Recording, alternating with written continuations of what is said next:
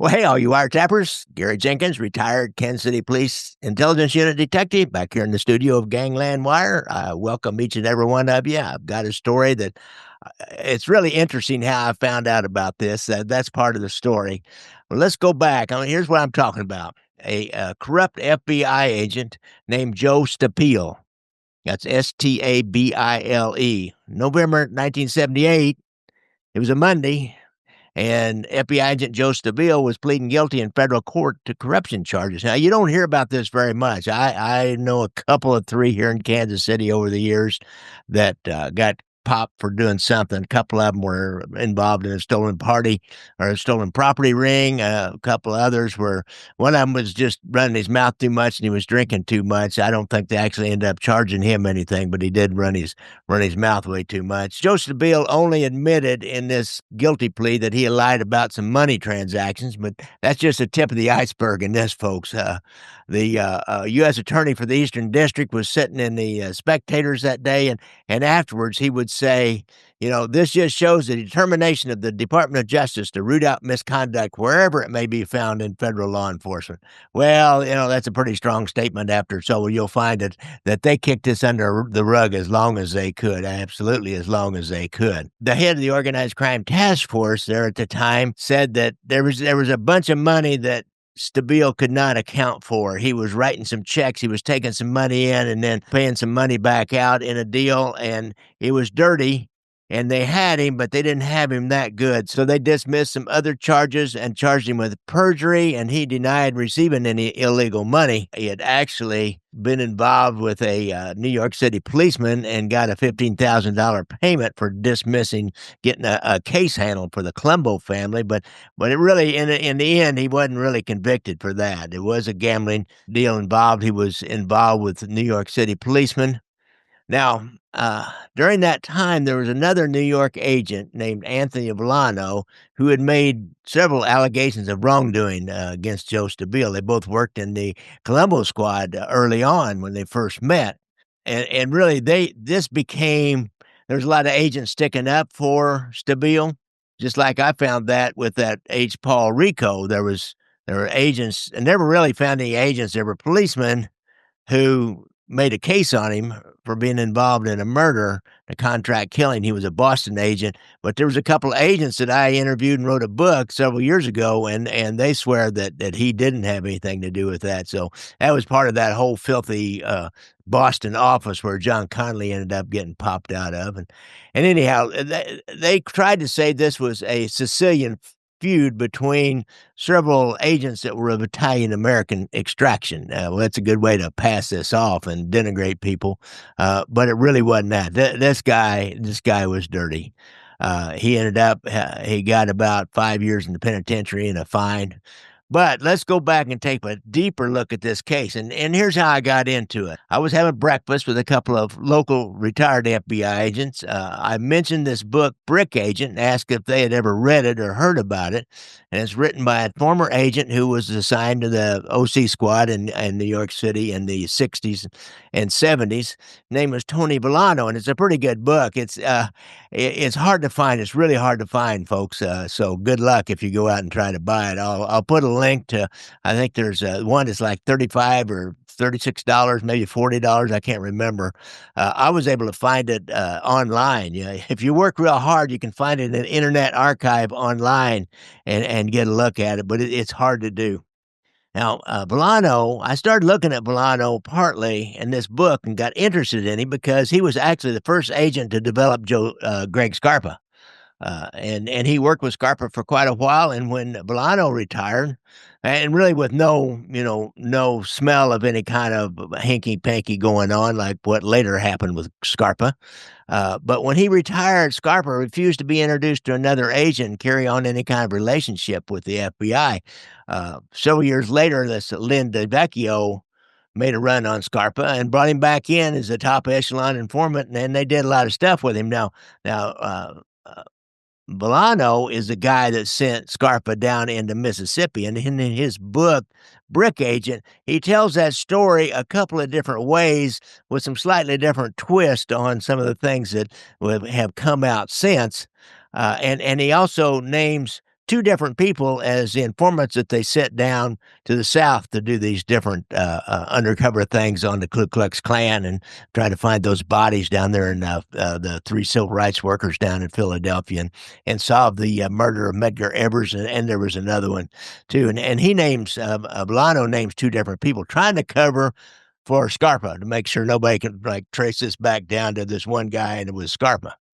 So anyhow, that morning, we were talking about Brick Agent book, and the name Joe Stabile came up because Bill Owsley has read the book, and he said that he worked with Joe Stabile when he was a pretty new agent here in Kansas City, who was assigned to the OC squad in Kansas City.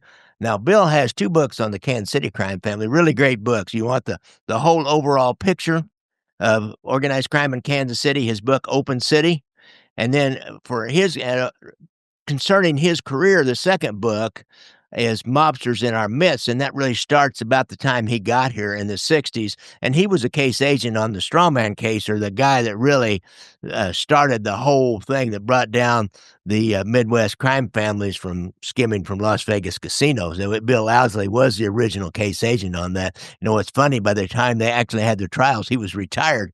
And an even funnier story, ironic maybe you might call this, he was retired and he was doing different jobs in retirement. He worked for the NFL, I think, and maybe the Major League Baseball, but he did some of those kinds of things. And Alan Glick came to town to testify. Now, Alan Glick was the guy that got the $62 million loan thanks to the mob and was kicking back through Lefty Rosenthal to put him into context. And Bill Owsley, he needed a bodyguard and a chauffeur, so Bill Owsley took the job of bodyguarding and chauffeuring Alan Glick back and forth to the court when he came in to testify. And, so much for the mob's going to go out and kill you if you testify against them, because they never did anything to this guy. And he did hire some off-duty policemen out in San Francisco, and he hired Bill at the time to do a bodyguard, but he didn't take great pains to get protection. But I digress. Let's go back to Joe Stabile, and he remembered this Joe Stabile, a new agent with him in the 60s, and he had been assigned in Portland, and he said they both related really well. They're both from New York City, grew up in New York City. Stabile was not really ever happy here, and he always worked every angle he could to get back to New York. He had a lot of family and friends. He said he was from a cop family. He used to be a cop, I believe, in New York, and he had a lot of friends in law enforcement there. And eventually, he remembered that Stabile did get transferred back. And he said, he and Stabile and his wife and he and Bill's wife, they socialized together, and he was a great storyteller and just all-around good guy to work with. And he lost track of him until he read about him in this Brick Agent book by Tony Bolano. Now, Tony Bolano was the kind of guy like Lynn DeVecchio. He developed Greg Scarpa first, of course, and he was the kind of agent in these offices. Some agents are really good with informants. And he's a guy that was good with informants, could relate to people and get them to trust him and give him information. And that was one of his strong suits. And he, like I said, he developed Greg Scarpa early in Scarpa's career. The other agent I was with is kind of interesting. Doug Fensel ended up in Kansas City after spending many years in New York City in the organized crime squad. He came along long after Owsley retired. I remember Doug as, my last go around in the intelligence unit when I came back as a sergeant. And Doug worked with us quite a little bit mainly we were working drug cases by then. He remembered working with DeVecchio. He said he was a really good guy. He was a great agent. He did remember that his demeanor when he was on the phone talking to informants, he said it was more like one mob guy talking to the other. But you never really suspected. And I don't know if DeVecchio was really, what they claimed he was. I don't know how corrupt. I don't think he was that corrupt. I think maybe he might have talked out of school a little bit. And trying to talk like another mob guy. I understand that. You try to go to their level, but don't get sucked into it. And he actually, DeVecchio was tried and found not guilty in a corruption case involving Scarpa. But I'm digressing again now. We're going to look at this FBI agent, Joe Stabile. Owsley said, what happened to him was exactly what Hoover tried to prevent by not allowing agents to serve in offices from their hometown. Like he had been raised in New York City. His first office was Portland, and his second and last office was Kansas City. He never got back to New York. But Joe Stabile did get back to New York. So in Brick Agent, Tony Bolano writes that he got a call from another agent who he never names, And the guy said, "Who do you think in your squad," and he was working the OC squad, "Who do you think in your squad might be on the take from the mob?" They talked about it a little bit. Finally, he said, he said, "It'd probably be an ex-New York City policeman. It'd have to be a pretty savvy guy." And then he said, "The only guy I can think of on the squad would be Joe Stabile." Well, this agent now knows he's on the right track because he continues telling Bolano a story that he'd heard from an informant about Joe Stabile, and it made him pretty suspicious. Story goes that a Genovese-made guy approached an off-duty NYPD copper moonlighting as a bartender in the Fulton Street Market area. Now, this copper he'd been working in gambling cases on duty. He told the officer to give a certain sergeant a call about a gambling case in which that sergeant would be a witness, and this copper knew about it if this case ever went to trial. So the cop calls the sergeant, and he shows up. The sergeant shows up shortly after, and he offers this off-duty officer working as a bartender, part-time, $1,500 to not testify or alter his testimony a little bit. The guy took it, and he looked into the case later on. He really didn't remember exactly what it was, and he found out it was a pretty good case on a Colombo guy. And he went back to the sergeant, and he complained about that's kind of short money for, putting a spin on a really good case on a Colombo member. And the sergeant said, "Well, the majority of this goes to the FBI agent named Joe Stabile. He's the guy that's going to really put the fix in on this." Well, from this story, Bolano said he was getting convinced. This guy, he got this story. He's an ex-NYPD copper. He's very savvy. He's a good storyteller. He's a raconteur, as we call him. That's what Bill Owsley said. He was a very savvy guy and a good storyteller. Bolano remembered that Stabile had been transferred to the organized crime squad because he had come from the OC squad in Kansas City, and they said he remembered that they had an ongoing friendly rivalry when they first got there, and they're both young agents, and they tried to see who could get the most informants, but Stabile wasn't very good. Bolano had a lot of informants pretty quick. Stabile didn't have any. Bolano kind of felt sorry for him and said, he tried to help out, his Goombah, I'm going to help you out here, and he knew about a guy who had had an argument with Joey Gallo while both of them were in the prison, and Gallo had called him a rat. So, maybe this guy might be that guy who would talk. The guy had tried to hang himself after that. So, it's like, here's a weak link. Guy had come out. He was out by this time. He was under Charlie the Sidge Cicero, who was in the Colombo family. And the Colombo family, by this time, were sworn enemies of Joey Gallo. So, here's a guy who is in the Colombo family and would be an enemy of Joey Gallo and was weak. It looked like he had some weak links there, some little places you could stick a knife in and twist a little bit and open him up and get him going. Because you need those openings. You need those little weak spots in a guy to open him up. Stabile approached the guy with another agent, actually, and the guy refused to talk. He just blew him off. So forget about that. Stabile still doesn't have any informants. Bolano then got with Stabile. They started following another guy in an attempt to turn him. He remembers them following him, and the guy disappeared into an apartment building, and Bolano parked the car while Stabile ran inside to see where the guy went, and Stabile said he lost the guy, and then they went floor to floor until they heard him talking inside a room. So they figured out where he lived, and then they came back later and tried to turn him, but it couldn't get him done. This guy still doesn't have any informants. The Bureau transfers him to the gambling squad, where they give you cases. Maybe informants aren't so important as they are in organized crime. Gambling squad, you just get complaints. You get cases from the local PD vice units and things like that and work them up. And during this time, Joe Colombo had started the Italian-American Civil Rights League, and Stabile was really vocal in his support of that. Now this first agent that came to Bolano, he didn't really want to get involved. They came back to him and told him another story about some New York City police officers. Some NYPD detectives had raided a gambling game. And shortly after, while they were still there, a Sergeant Lombardo arrived, and then Lombardo takes one of the Colombo gamblers named Salome out into a back room and then just kicked him loose, and he left, and then the Sergeant Lombardo comes up front and takes one of the detectives to the one side. He said, "Here's something for you," and gave him $200. And then he says, "We got $15,000 to fix the case for Salome." And the detective looked, "Well, wait a minute, you only give me 200. He said, "I only get part of this. Lombardo said, I only get part of this, man. The FBI agent on the case, Stabile, he gets the major piece. He's going to do the fix. Well, just like before. Might even be the same story got conflated. I don't know, but there's a same kind of a story twice that comes to Volano. They remember this and they keep watching. Internal Affairs will later bust this Sergeant Lombardo in an extortion ring called the Sergeants Club. Volano remembered Stabile's name had been mentioned as a guy who had gotten money from this previously mentioned bribery. And so he went back to this other agent who, so far, he's not named and doesn't really want to get involved in this, but knows all these people.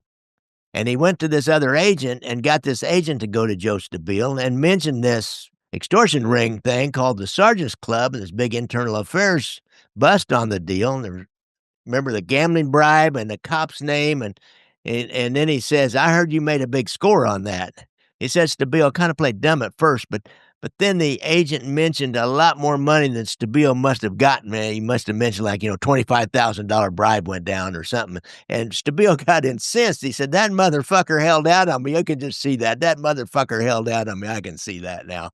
And he started complaining how somebody lied to him and held out on the deal. And he thought from the agent's demeanor, the way he was talking to him, that, he was not being critical of this. He just was interested and curious, and maybe he wanted to be in on that, get some of this action. And he tried to sell him on helping sell information and fix cases for the mob. He said, there's a lot of money in it. Well, the agent played dumb and didn't go along other than listen to the guys. He expounded on how much money was to be made. He said as much as $100,000 just for naming where a wiretap is and who was the target. This agent continually, he does not want to get involved in ratting out a fellow agent. Talk about omerta, bug the mob. Well, these FBI agents and cops are even worse, probably, even though the guy's corrupt as hell. There's no doubt about it in his mind. And so he puts it back on Volano. It's partly because I think he was Italian, but I think they were all Italian. But Volano was known to be a straight shooter, and he worked in the organized crime squad. Volano still doesn't really act on this hearsay. He just keeps his eyes open and keeps watching Joe Stabile for any other clues. Well, it wasn't long after that, Volano worked a case in which a Colombo member named Salome, or same guy, is named in a general kind of gambling and racketeering indictment, along with other Colombo family members. Shortly after, Stabile came to Volano and tried to convince him that he was just developing this Colombo guy, Salome, as an informant. He ought to let him off. And I've seen this before where they, say, hey, this is my informant. Hey, let him go. And we're always a little bit suspicious of that. Volano got back with that original agent that brought him this story. And the guys told Volano, he said, you got to do something. He's still putting it on Volano. You got to do something. Stabile was originally with the Colombo squad, or was with you guys. He knows the names of a lot of informants, and he's probably going to start selling those names one of these days. And so Volano then kind of stepped it up, and he got his supervisor involved because all these rumors, stories, his suspicions. Supervisor instructed Stabile to use this arrest of this Salome as leverage to extract more information from him. He said, we don't really have a very strong case on him anyhow. Well, Stabile, he's trying to set up Stabile.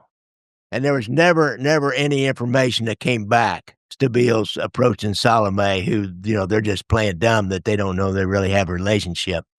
But again, they don't really want to create waves. The supervisor didn't want to create waves, and the Bureau was fine with that, mainly because at this time the Bureau was in flux. Hoover died. L. Patrick Gray was the acting director.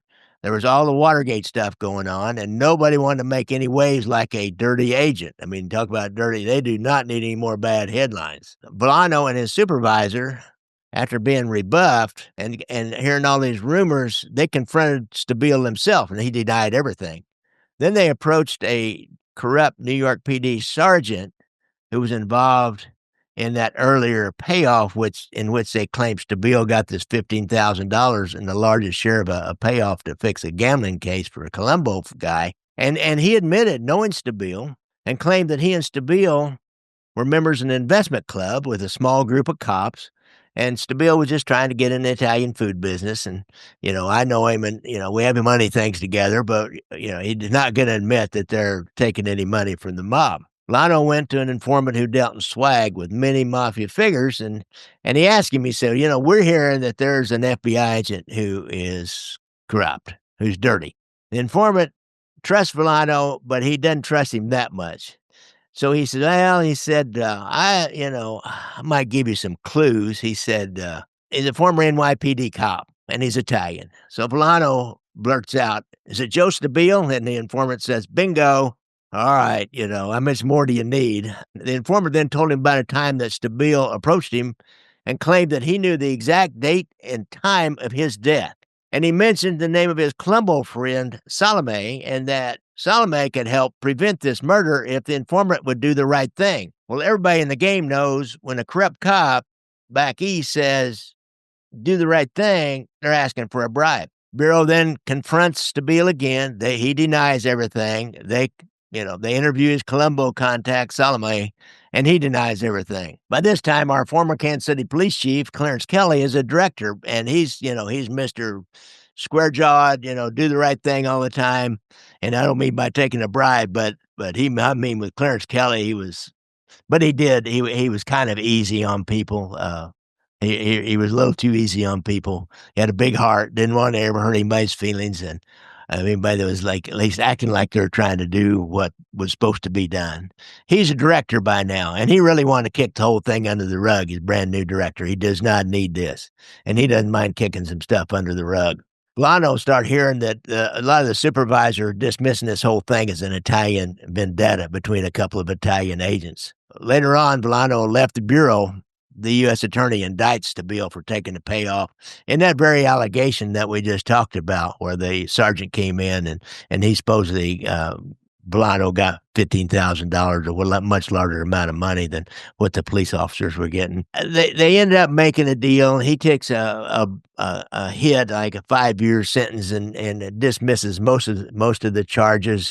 And he had to pay a fine and that kind of a thing. It was really about almost like money laundering.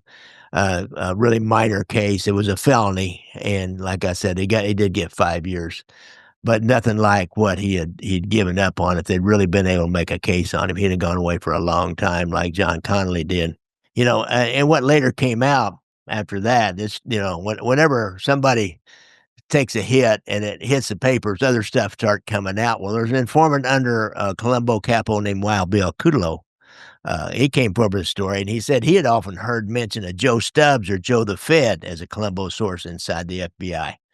He said he even once saw a guy write down the name Joe Stabile when the guy was writing down a name of their federal contact to get in touch with him to learn some information.